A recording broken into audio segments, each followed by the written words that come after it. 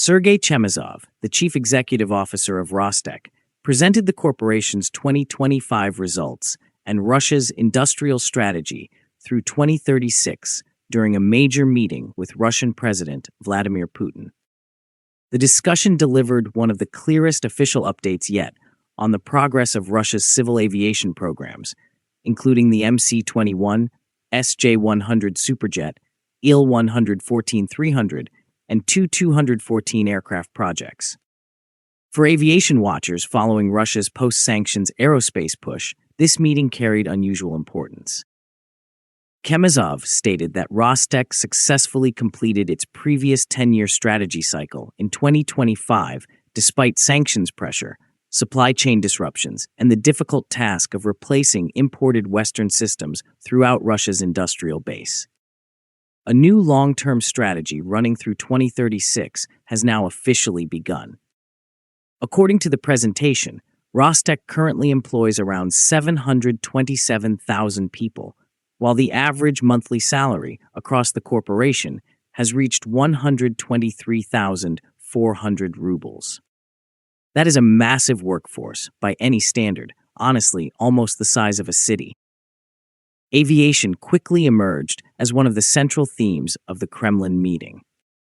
Since Western manufacturers halted cooperation and spare part deliveries in 2022, Russia has accelerated efforts to build a fully domestic civil aviation industry. Russian aerospace companies have therefore been forced to redesign aircraft programs around locally produced engines, avionics, electronics, composite materials, and onboard systems. Altitude Addicts has been tracking how these industrial shifts are reshaping the country's long-term aviation strategy. And that naturally brings the conversation toward the aircraft at the center of Russia's ambitions, the MC-21 narrow-body passenger jet. Chemezov confirmed that approximately one-third of the aircraft's certification flight campaign has now been completed. He expressed confidence that certification could be finalized during the first quarter of 2027, allowing serial production to begin shortly afterward. The MC-21 is widely viewed as Russia's most ambitious attempt to compete against the Airbus A320neo and Boeing 737 MAX families in the global narrow-body market. But the aircraft has experienced years of delays caused by sanctions targeting imported systems, avionics, and composite materials. Russia eventually redesigned major sections of the aircraft to incorporate domestically manufactured alternatives instead of foreign components.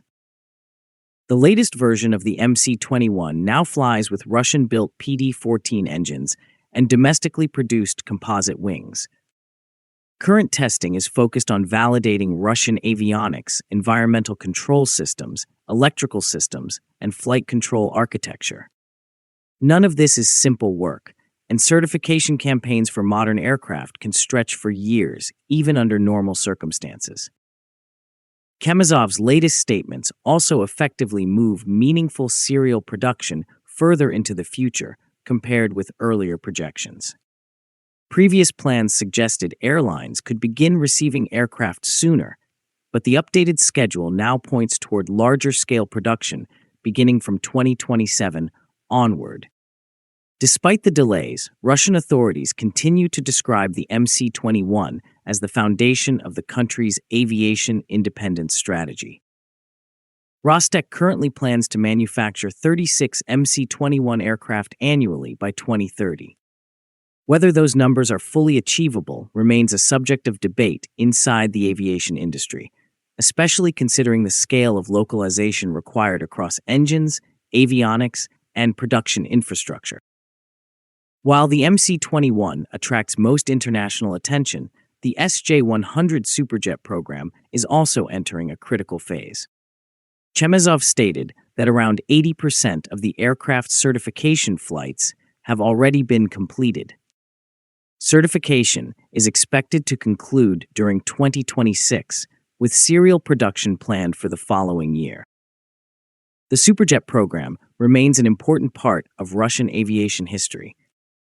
The original Superjet 100 entered service years ago, but relied heavily on Western systems and foreign-supplied engines and avionics.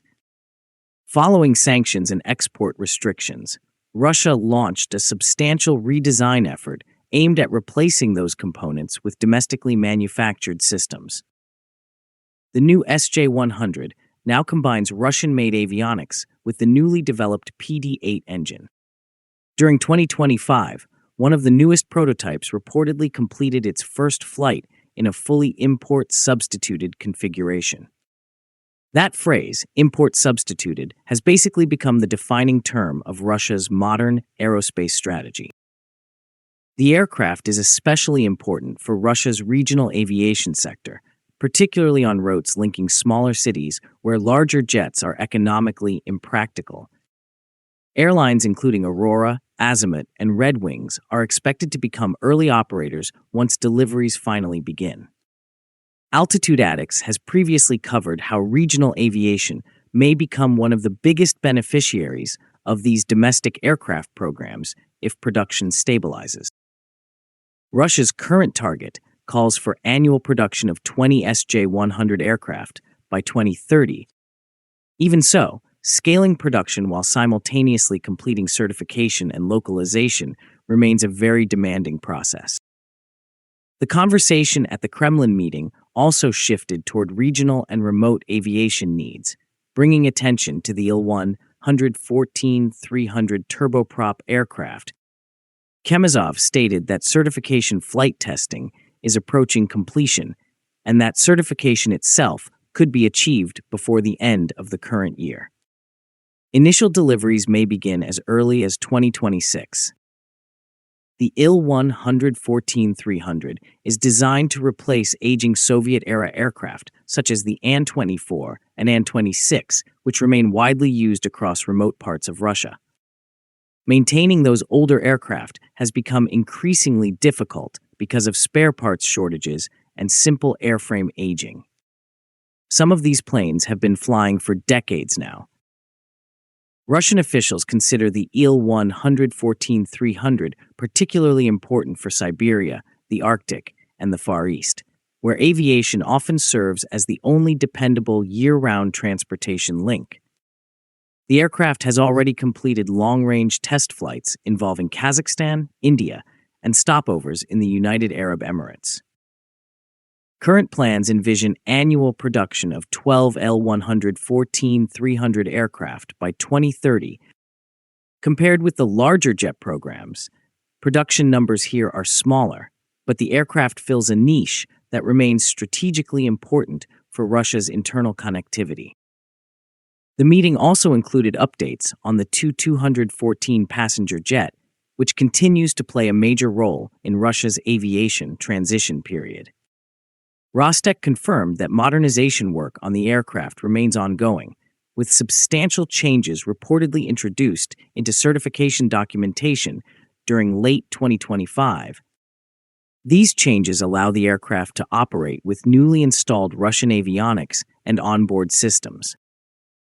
The Tu-214 has effectively become one of Russia's stopgap solutions while newer programs continue certification. Russian airlines and leasing firms have already signed agreements involving dozens of aircraft, although scaling production remains a major industrial challenge. Building aircraft at scale is not something that can be expanded overnight, even with state backing. Under current plans, annual Tu-214 production could eventually reach 20 aircraft by 2030. That would represent a substantial increase compared with current output levels. Beyond individual aircraft programs, the Kremlin meeting also revealed the broader direction of Russia's long-term industrial policy. Since 2022, the country has intensified efforts to create domestic alternatives for industries that previously relied heavily on Western technology. Civil aviation has become one of the most strategically important sectors within that wider effort. Russia initially announced extremely ambitious aircraft production targets after sanctions were imposed. However, certification delays, industrial bottlenecks, and engine development timelines later forced multiple revisions to those goals. The reality of rebuilding a domestic aerospace ecosystem turned out to be much more complicated than early public projections suggested. Even so, the Russian government continues to treat aviation import substitution as a national strategic priority. Officials view domestic aircraft manufacturing not only as an economic necessity, but also as a geopolitical requirement for maintaining transport independence under long-term sanctions conditions. Altitude Addicts has repeatedly observed that aviation now sits at the intersection of technology, industry, and geopolitics in ways few sectors do. The development of indigenous propulsion systems, such as the PD-14 and PD-8, remains especially important because modern aviation programs cannot operate independently without domestically controlled engines. Russia has therefore invested heavily in building a more localized aerospace supply chain across multiple industrial sectors. Chemezov's presentation also demonstrated that Rostec's ambitions extend far beyond aviation alone. The corporation's strategy through 2036 includes transport systems, autonomous logistics, electronics, automotive manufacturing, industrial technologies, and advanced defense systems. It is an enormous industrial agenda, honestly bordering on generational in scale. Nevertheless, aviation remains one of the clearest indicators of whether Russia can successfully establish a technologically independent industrial ecosystem under sanctions pressure. The next 2 years are therefore expected to become especially critical for the country's aerospace sector. If certification campaigns for the MC-21, SJ-100, and IL-100 14-300 proceed according to the newly announced schedules, Russia could begin rebuilding a domestically produced commercial aircraft fleet at meaningful scale by the late 2020s. That remains the central objective behind much of the country's aviation policy today. For now, however, the sector remains in transition.